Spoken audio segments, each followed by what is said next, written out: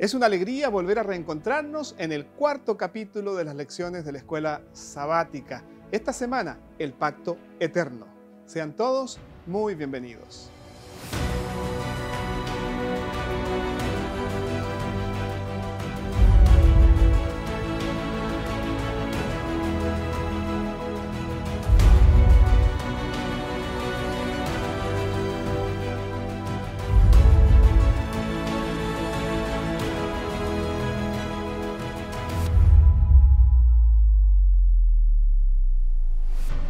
Quiero darles la bienvenida a un nuevo programa del estudio de la lección de la escuela sabática, ya con la cuarta entrega, llegando a ustedes desde el Centro de Producción Audiovisual de la Universidad Adventista de Chile. Estamos muy contentos porque en esta ocasión también tenemos dos nuevos invitados. Pastor David Victoriano, él es profesor de la Facultad de Teología en el área de Teología Aplicada. Bienvenido. Un gusto, Josué, de poder estar acá estudiando la palabra de Dios. Esperamos que podamos pasar muy buenos momentos. Gracias por aceptar la invitación. Y el pastor Luis Saavedra también, él es profesor también de nuestra querida facultad en el área de la teología sistemática. Bienvenido. Muchas gracias, Josué. Una alegría también poder estar acá compartiendo este programa. Nuevos rostros y por supuesto un tema que nos apasiona mucho, la promesa, el pacto eterno de Dios. Y para que el Señor nos dirija en el estudio de esta lección, quiero invitarlos a orar. Vamos a pedir la presencia de Dios aquí en este estudio y por supuesto con cada uno de ustedes. Amoroso Padre que estás en los cielos, te damos muchas gracias porque podemos reunirnos otra vez para reflexionar en tu palabra. Queremos abrir nuestro entendimiento y queremos rogar la promesa del Espíritu Santo para que Él nos ilumine y pueda hacer que estas lecciones puedan quedar en nuestros corazones y llevarnos también a la acción. Pedimos tu presencia, oramos en el nombre de Jesús. Amén. En esta cuarta entrega, yo quisiera leer un texto introductorio para abordar las preguntas que vamos a responder durante este programa. Para quienes tengan sus Biblias, busquen por favor en Génesis capítulo 17, versículo 7. Dice el Señor: estableceré un pacto contigo y con tu descendencia después de ti. De generación en generación, un pacto perpetuo para ser tu Dios y el de tu descendencia después de ti. Qué maravillosas estas palabras de parte de Dios para Abraham. Ya hemos estudiado algunos aspectos del pacto de Dios con su pueblo a través de las edades, a través de la historia, cómo el Señor con distintas formas, con distinto lenguaje, presentó este pacto de amor con la humanidad. Luis, ¿qué implicancias tiene que Dios use distintos nombres cuando abordó el pacto con su pueblo? No quiero adelantarme, pero nombres diversos. De hecho, a través de la Biblia, Dios es revelado con diferentes nombres. Podríamos aquí agotar todo un programa solo hablando de los nombres de Dios. Pero ¿qué implicancia tiene que Dios haya usado diferentes nombres? Bueno, mira, es una pregunta muy importante dentro de lo que es el contexto del pacto. En primer lugar, porque cuando nosotros nos referimos a los nombres, en la cultura de Medio Oriente hay una intencionalidad. Es decir, los nombres no son puestos por una casualidad, sino que obedecen a reflejar a veces ciertas características de aquel que lleva el nombre. Puede ser también digamos, la intención de resaltar alguna situación emocional de quien está colocando el nombre, ¿no? En este caso a lo mejor para un hijo. O tal vez puede también estar describiendo alguna situación contingente en el momento en que esa persona está viviendo. Por lo tanto, los nombres tienen relevancia, tienen una importancia. Ahora, cuando esto se relaciona más directamente con respecto a la persona de Dios, nosotros vemos también que la Biblia expresa, digamos, a Dios y su carácter a través de la utilización de ciertos nombres.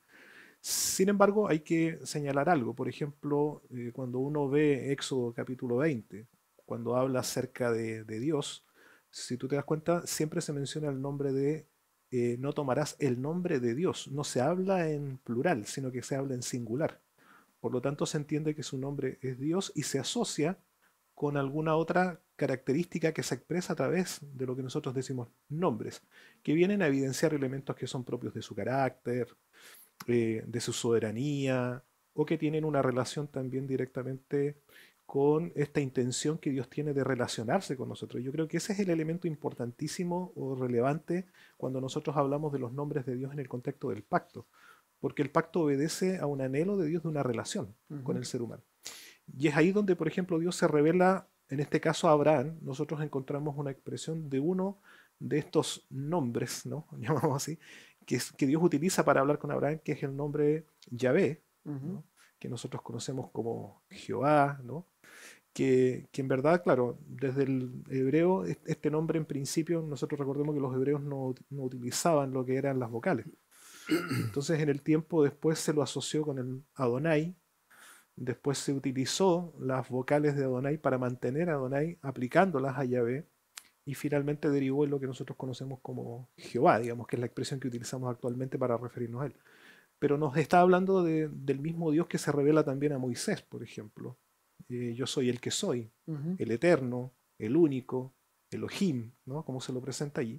Y lo que resalta es justamente esta actitud de Dios establecer una relación donde Él es el soberano, donde Él es fiel, donde Él está, digamos, con su pueblo, donde Dios cumple también las promesas que están enmarcadas dentro del contexto del pacto. Entonces habla de esta inmutabilidad, de esta fidelidad, de esta eternidad, llamémoslo así, de parte del carácter de Dios. Y por otra parte hay otro nombre que también se utiliza en esta relación con Abraham, que es el Shaddai, ¿no? Que da a entender también este Dios que está presente, que cumple, ¿no? Que es todopoderoso. Que es todopoderoso, que tiene el poder para actuar y para hacer las cosas. Ajá. Y que dentro del contexto de este pacto lo vemos así. ¿Por qué? Porque la iniciativa del pacto no nace del hombre, sino que es la intervención de Dios en favor del hombre, Correcto. ¿no? En busca de su salvación.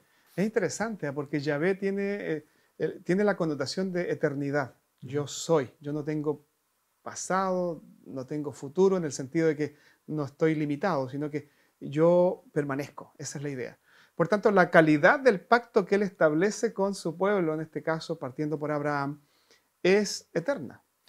Y lo mismo cuando tú mencionas el Shaddai, es decir, Dios puede todo, Él es todopoderoso. Por tanto, primero, este pacto es eterno, y segundo, no está limitado por las condiciones, ni puede ser bloqueado o puede ser alterado por el hombre, porque Dios siempre hace lo que Él quiere porque es todopoderoso. Claro, y esto, mira, es interesante, pero marca una diferenciación. O sea, Dios se distancia a través de esta expresión de estos nombres de lo que es las deidades paganas de aquel tiempo. Es decir, Dios se presenta como el único. Dios se presenta como el eterno, Dios se presenta como el soberano, como el preexistente, como, vamos a definirlo así, como el autosuficiente, es decir, quien no depende de nada ni de nadie para su existencia y para su acción. Y al mismo tiempo eso se refleja justamente en que Él es el único todopoderoso, es decir, no hay otro como Él. Y esa fidelidad y ese poder se manifiestan en estas acciones justamente dentro del pacto. Excelente. David, pero también se mencionan nombres de personas. En el caso de Abraham, nosotros vemos en el relato que hay un cambio de nombre de este personaje. ¿Cuáles serán las implicancias de que Abraham haya sido cambiado de nombre por Dios? ¿Qué involucra eso y qué podría significar para nosotros también eso de un nuevo nombre? Bueno, nosotros vemos aquí en la Biblia, podemos encontrar en el relato que aparece en Génesis capítulo 17, dice que era Abraham de edad de 99 años. Ese es con la frase que parte este capítulo. La situación en la cual Abraham estaba era de una edad muy avanzada. Abraham era una persona que no estaba en condiciones de tener hijos. A los 99 años ya uno es abuelo, no es padre necesariamente. Y aquí Abraham está en esta condición. Pero cuando se presenta la realidad en la cual está Abraham, aparece el texto, dice, y dijo, yo soy el Dios Todopoderoso, anda delante de mí y sé perfecto, el Shaddai. Entonces aparece este Dios poderoso que puede revertir esta situación, puede cambiar esta dificultad aparente que Abraham estaba teniendo. Entonces ahora Abraham, que su nombre era Abraham, que significaba un padre reconocido, ahora Dios cambia su nombre y le va a decir, tú ahora te vas a llamar Abraham, que significa padre de muchedumbres. Dios le había prometido a él que él iba a tener una gran descendencia. Entonces Dios quería recalcar, quería fortalecer su fe. Y para poder fortalecer su fe, entonces le cambia el nombre, para que no solamente él se autoperciba como una persona que iba a cumplir esta promesa de Dios, sino también los demás lo perciban como la respuesta o el ejemplo del poder, el Dios todopoderoso, este Dios, Shaddai, que era capaz de hacer de un hombre anciano, un padre de una multitud de personas. Interesante, ¿ah? Dios le cambia a Abraham no solo el nombre, sino que le da una nueva experiencia, ¿no? Le transforma su mente y lo proyecta ahora en relación con el pacto. ¿Qué implicancias tú, Luis, ves, además de las que mencionó David? Mira, hay algo interesante en lo que David mencionaba en relación a este cambio del nombre, porque aquí nosotros vemos tal vez una intencionalidad de Dios de poder fortalecer también la fe de Abraham frente a lo que viene. O sea, como bien dice David, el relato menciona que Abraham tenía 99 años. Por otro lado, esta promesa del hijo no estaba dándose a Abraham recientemente. O sea, si nosotros vemos los capítulos anteriores, Dios ya le había dicho, capítulo 15 le muestra, el Señor le hace entender que vendría de él esta gran nación. Lo había mencionado ya cuando lo invita a salir a ir a Canaán. Entonces, los años han pasado, el tiempo ha pasado, la promesa aparentemente aún no se ha materializado, y como que a veces el corazón humano se coloca un poco inquieto frente a esto, ¿no? ¿Será o no será? ¿Se cumplirá o no se cumplirá? Y entonces en este cambio de nombre Dios quiere darle la certeza y un voto de confianza y de seguridad a la fe de Abraham de que Dios cumple sus promesas. Y la trascendencia de esto es claro, es decir, porque de este pueblo, ¿no? O de esta nación, o de esta muchedumbre, como menciona el texto, está conjuntamente también la promesa que Dios tiene no solo para Abraham, sino también para la humanidad, porque de aquí viene lo que es justamente el cumplimiento del pacto desde el propósito salvífico, que es el nacimiento del Mesías. Cada vez entonces que su esposa lo nombró, cada vez que lo nombró su hijo, sus hijos, sus siervos, cada vez que lo nombraban, reafirmaban en Abraham la promesa de Dios: serás padre de multitudes.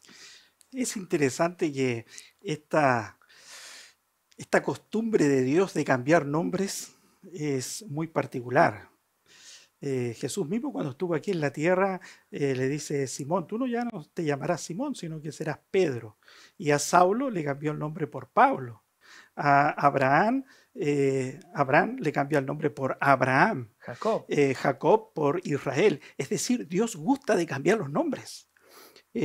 Luis nos explicaba que el nombre en realidad lo que hace es describir el carácter de la persona. Es la identidad de esa persona. La identidad. Y aquí hay un mensaje interesante. Lo que Dios desea hacer en las personas al cambiar su nombre es afectar su carácter. Pero esta no es una estrategia divina solamente, sino que también el mundo pretende cambiar el nombre. Vemos a Daniel, que se le cambia por Belsasar. Correcto. A José también se le cambia el nombre cuando llega a Egipto. Es decir, cuando los hijos de Dios están imbuidos o están en esta tierra, ya sea Babilonia o Egipto, el mundo pretende cambiar su nombre. Pero lo hermoso es que cuando llegamos a Apocalipsis, dice que al final del tiempo, cuando Cristo venga, nos va a dar una piedrecita con un nombre nuevo. Es decir, Jesús siempre ha venido cambiando los nombres. Y finalmente Él va a sellar un nombre nuevo, que no será cualquier nombre. Apocalipsis 14 dice que estos 144.000 tenían en sus frentes escrito el nombre de su Padre y de Jesucristo. Es decir, es el carácter de Dios en la mente de nosotros. Por lo tanto, este cambio de nombre no solamente es fortalecer su fe, sino también decirle hacia dónde apunta, porque es interesante, mira, Dios no nos ve como somos, sino que nos ve como quisiera que fuésemos. Correcto. Por lo tanto, Dios nos llama con el nombre con el cual Él quisiera que se caracterizara nuestra vida. Así es. Excelente. Nos va quedando poco tiempo para esta parte del programa. Sin embargo, una pregunta que podemos responderle en 2 etapas si es necesario, Luis. Hay distintas etapas en la experiencia de Abraham con Dios. Es una vida larga la de Abraham. Dios le habla varias veces y reafirma varias veces ese pacto. ¿Qué podríamos aprender de esas ocasiones y describir también en que Abraham, digamos, fue interceptado por Dios y Dios le habló, le recordó el pacto. ¿Qué podemos decir acerca de esas etapas, ¿no? Y cómo lo vivió este personaje tan importante? Ujú.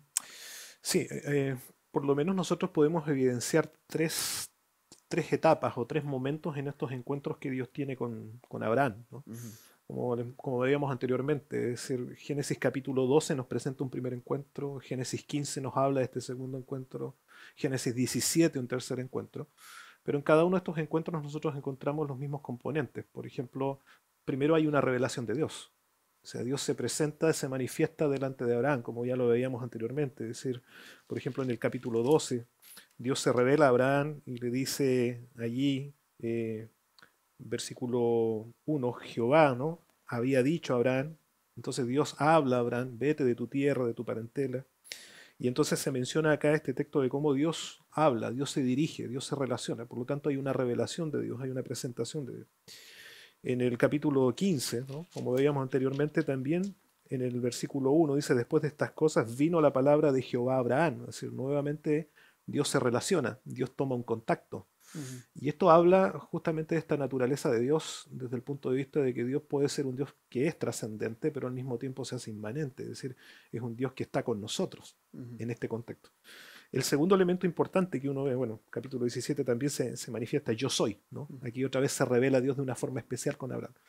Pero también, aparte de esta revelación, es decir, Dios se presenta, el otro elemento que se manifiestan en estos relatos tiene que ver también con una acción que Dios pide que se haga y donde hay una respuesta, por decirlo así, que vendría a ser esta acción de obediencia que el hombre da frente a la revelación de Dios. ¿Sí? En el caso del capítulo 12, Dios le pide a Abraham, vete de tu tierra, o sea, tienes que dejar esto y salir. Y Abraham evidentemente va. En el capítulo 15 nos menciona que Dios pide a Abraham que prepare un sacrificio. Recuerden ahí que era esto un símbolo de pacto, de señal de pacto, de compromiso, Ujú. que tenían que ser partidos por la mitad, colocados, ¿no es cierto?, dejando un camino en medio y Dios pasa por ahí sellando este compromiso. Abraham cumple con ese objetivo. Y así, ¿no es cierto?, vamos viendo estos elementos que se van presentando en estos encuentros. Y el tercer elemento es que Dios siempre da una promesa. Y ese es un elemento fundamental dentro del contexto del pacto también. Porque Dios, en el caso del capítulo 12, Dios le dice a Abraham, serán benditas de ti todas las familias de la tierra. En el capítulo 15 Dios reitera otra vez la promesa del Hijo, ¿no? Capítulo 17 se ve refrendado nuevamente la promesa de Dios de hacer de él una gran nación, el cambio del nombre en la muchedumbre. Entonces, estos tres elementos son constantes, son permanentes en estos encuentros del pacto que Dios establece con Abraham, ¿no es cierto? Y que tiene finalmente alcances que van más allá únicamente de esta relación entre Dios y Abraham propiamente tal, sino que la trascendencia y la proyección de los alcances, digamos, de estas acciones y especialmente de estas promesas, trascienden a Abraham como persona, como familia, sino que conllevan también a todos nosotros, ¿no? Así es, queridos amigos, estamos avanzando y profundizando en este tema tan importante para la Biblia y para nosotros como creyentes de las Escrituras. Vamos a separarnos solo por unos minutos y ya regresamos.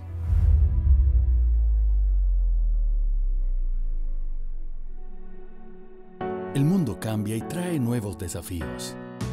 Desafíos que nos llevan a aprender, crear, innovar y elegir. Desafía tus sueños y elige el futuro que quieres vivir. Universidad Adventista de Chile. Grandes profesionales, mejores personas. Acreditada 4 años.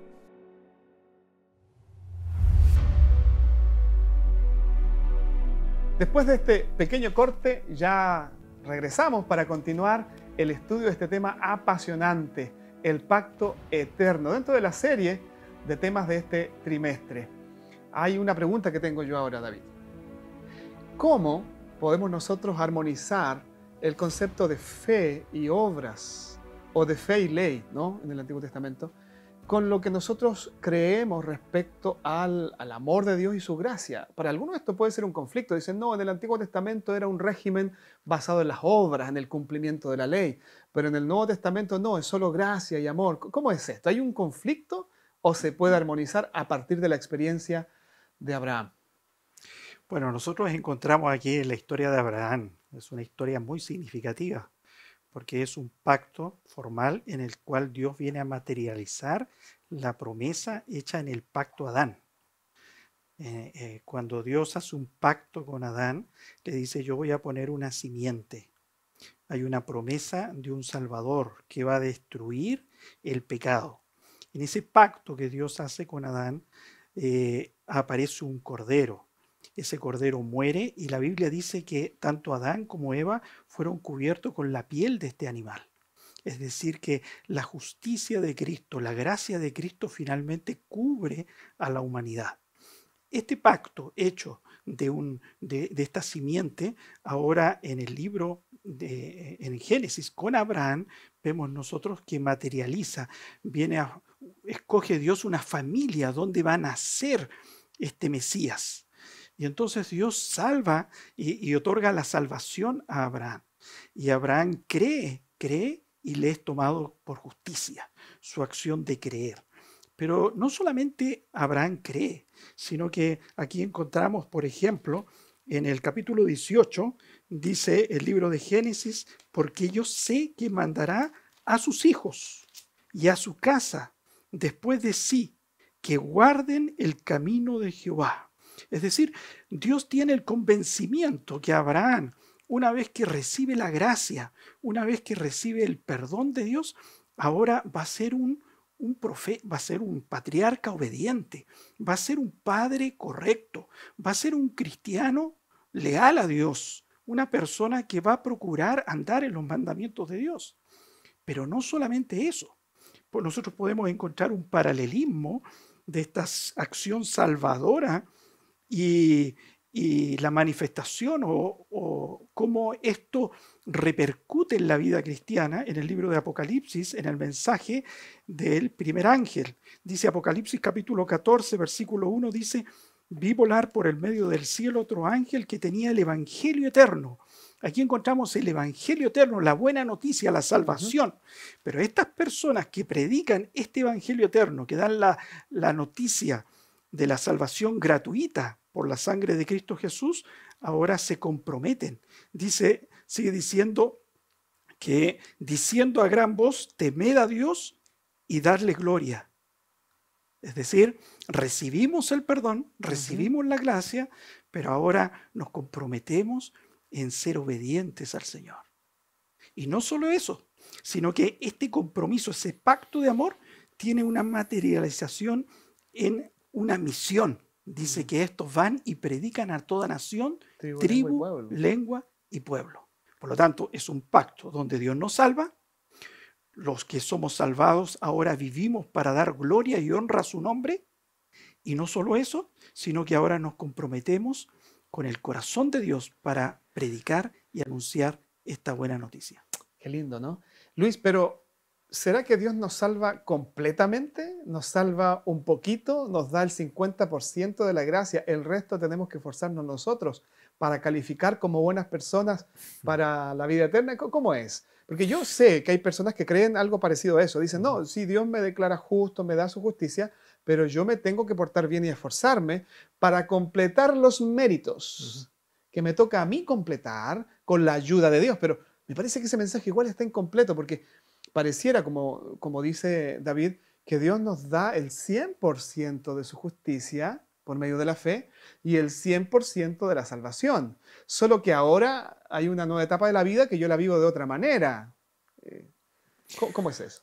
Sí, a veces se generan, como tú planteas muy bien, esta confusión sobre lo que es la salvación, la gracia de Dios, y cuál es el rol que tal vez nosotros tenemos que cumplir humanamente dentro de lo que significa el plan de la salvación. Claro. Lo primero hay que entender que, como mencionaba David muy bien, la gracia es un don de Dios. Y no solamente tiene que ver con el elemento de considerar el perdón de Dios o la justicia que Dios me ofrece, o una declaración de parte de Dios al llamarme justo, declararme justo, sino que tenemos que entender que la gracia tiene que ver con algo que yo no solamente no merezco, sino algo que necesito.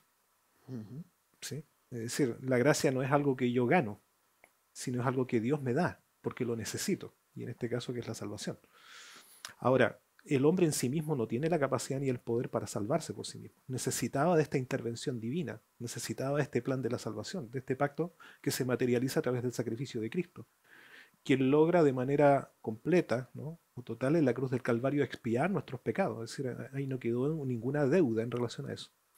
Ahora, el plan de la salvación en su conjunto sí tiene que ser completado en todas las etapas, pero el sacrificio de Cristo es completo, es total, es absoluto para el ser humano pecador. Por lo tanto, nuestros méritos o nuestras acciones no son elementos que nos permitan, por decirlo así, ganar la salvación. Pero sin embargo, como mencionaba David, relacionando este concepto, la respuesta, es decir, cuando una persona recibe lo que es la salvación en Cristo, coloca su fe en Jesucristo, es justificado, se establece una nueva relación. Correcto. Es decir, se reconstruye esta relación que el pecado quebrantó. Y por lo tanto la persona es puesta en un sitial de una nueva relación en Cristo. Es decir, En libertad. Exacto, es libre del pecado, pero pasa ahora, como dice Pablo en Romanos 6, a ser un siervo de la justicia, donde nosotros en respuesta a lo que Cristo ha hecho, es decir, no es para apropiarnos de la salvación o de los méritos, sino por lo que Cristo ya nos ha dado, las promesas que se han cumplido. En respuesta a eso, el ser humano entra en esta nueva relación de salvación y comienza a vivir en armonía a la voluntad de Dios como una cuestión natural, como una consecuencia. Hay varios textos, ¿no? Tal vez citando uno, por ejemplo, en Gálatas capítulo 5, versículo 6, si me permites. Mientras Luis busca, yo estaba acordándome de las palabras de Pablo a Tito, en el capítulo 2, versículo 13, cuando él dice que la gracia de Dios se ha manifestado para salvación a todos los hombres. Y ahí está muy bien, porque Dios salva por medio de su gracia, completamente, no parcialmente. Pero luego dice que la gracia les enseña a vivir, dice, en el mundo de manera justa, piadosa, les enseña a realmente vivir una vida santa. Esa gracia les ayuda en esa etapa, en esa nueva etapa, como tú decías, Luis, ahora con Cristo. No es que lo que yo haga bueno ahora amerite algo para la salvación. Ya recibí el regalo completo. Exacto. Solo que ahora tengo, como tú dices, una nueva relación. Ahora la gracia actúa en mí y hace cosas en mí que van preparándome no solo para representar dignamente a Dios aquí en la tierra, sino que me van preparando para la vida eterna. Veamos el texto. Mira, en Gálatas 5:6, Pablo menciona, dice, porque en Cristo Jesús ni la circuncisión vale algo ni la incircuncisión, sino la fe que obra por el amor. Amén. Entonces ahí Pablo coloca el énfasis, la motivación, es decir, el cristiano que tiene su fe en Cristo va a tener obras de fe, es decir, que son el resultado de esta relación de salvación restablecida a través de Jesucristo, y por lo tanto esas obras son la consecuencia, son un fruto de esta nueva experiencia cristiana o de esta vida cristiana, donde el Espíritu de Dios obviamente es quien trabaja en nuestro corazón, quien produce en nosotros el querer como el hacer, y que va obrando este milagro transformador cada día. Son las obras de Dios en nosotros. Exactamente.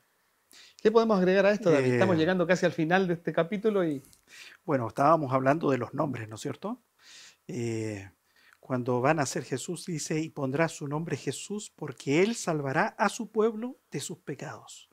Esta acción divina de Dios de salvarnos no es simplemente de la consecuencia del pecado que sería la muerte, sino que también Dios nos quiere salvar de los hábitos del pecado, del pecado que vive en nosotros. Por lo tanto, esta acción divina de salvación es tanto de juicio, es decir, nos libra de la condenación del pecado, pero también nos da una vida en la cual podamos tener victoria sobre el pecado. Eso es el plan de la salvación, es algo completo. Y eso es importante porque tiene que ver no solo con una acción externa. O sea, el plan de la salvación tiene un plano objetivo y subjetivo, es decir, es una acción por nosotros, pero también que Dios hace en nosotros. Y con una idea que se me viene a la mente, me acordé del camino a Cristo, ¿no?, donde el Enejo ahí habla de justicia imputada y justicia impartida, dice ella. La justicia imputada es nuestro derecho al cielo, lo que Cristo ganó por nosotros.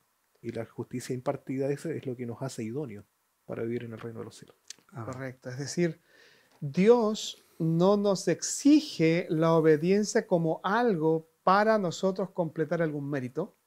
Dios nos invita a una relación de amor, de constante crecimiento en su gracia, en donde podremos dar fruto por obra del Espíritu Santo, y esos frutos serán buenos, ¿no? Porque cuando leemos, los frutos del Espíritu son el amor primeramente, ¿no?